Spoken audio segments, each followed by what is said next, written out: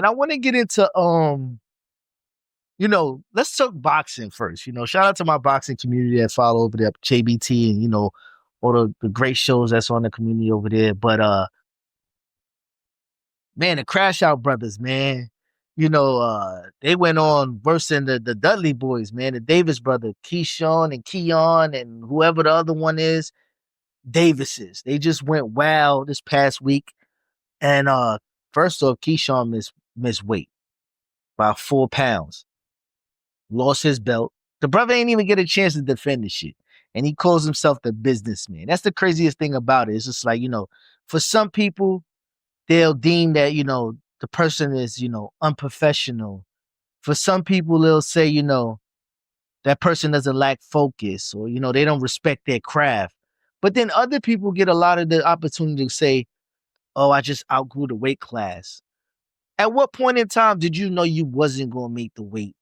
That people invested money on you on the back end. I heard you had Pusha T back there. You had Michael Vick in the building, Allen Iverson, Bud Crawford was there. And all these people were here to support you for, becoming the businessman and putting 10,000 plus seats, butts in the seats.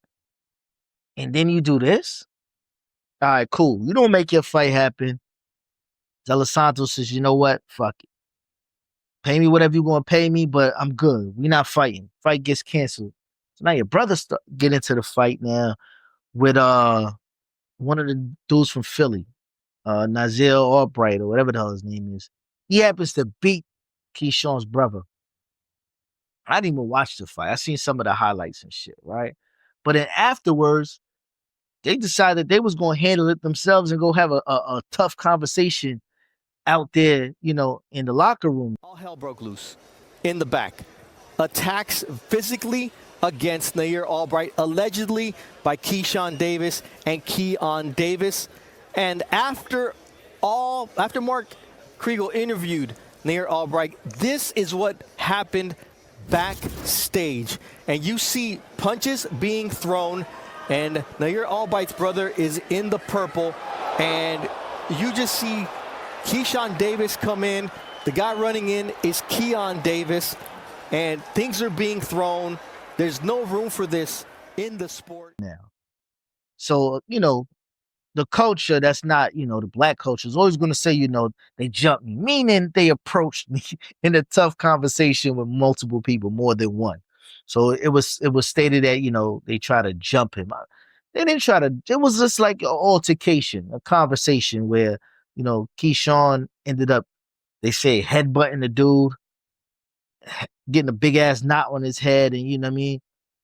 Just things got a little out of hand. But the thing is, like, you built this whole scenario, seeing DB3 and all of this, and you just letting it unravel all in one night. Everything that you built, from the Olympics to getting the belt, becoming a champion, people vesting money in you, and kind of being labeled as, one of the next guys in the sport to carry on a division, and like all of this shit just unravels in one night.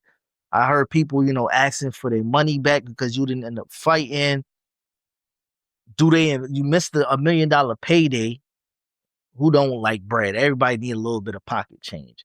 And then you turn around, and that support system that you built, that hub, which was like your home base now, I don't know if Bob Arum turns around and gives you that opportunity to, put on a performance in your hometown again. So that might be gone and off the table. You got to be starting all over again. So all in all, just a bad decision, man. But, he's a young guy. Hopefully he learns from his situations and miniature failure. But, we just hope that, he does the right thing and bounces back and learns from his mistakes. He might have to start from scratch all over again. But, these are things that we do when we don't think about our decisions and we just react. So shout out to the Davis brothers. Hope y'all, figure that all out. But, let's control our emotions as, the people.